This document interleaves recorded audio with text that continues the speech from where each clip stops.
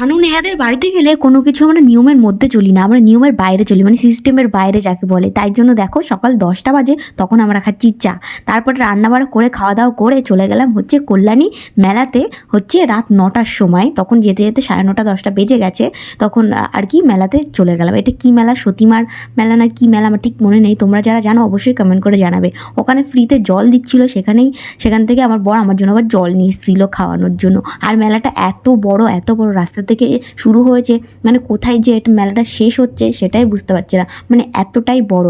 আর এখানে শেষে মানে ফেরার পথে মাঝখানে একটু ঝামেলা হয়ে গেছিলো বরের সঙ্গে, তার ভিডিওতে কিছু দেখাতে পারিনি। ফেরার পথে তখন বাজে রাত 11টা 11:30 মতো, তখন গোলা আইসক্রিম নিয়েছিলাম। গোলা আইসক্রিমটা এত বাজে খেতে, তারপরে ফেলেই দিয়েছি। তারপরে ফেরার পথে এখানে গেট পড়েছে, একটার পর একটা ট্রেন চলেই যাচ্ছে। সত্যি কথা বলতে এদের সঙ্গে থাকলে না মস্তি মজা আর শেষ হয় না। এই জন্য দেখো বাড়ির সামনে গিয়ে রাত তখন 1টা বাজে নাচানাচি করতে শুরু করে দিয়ে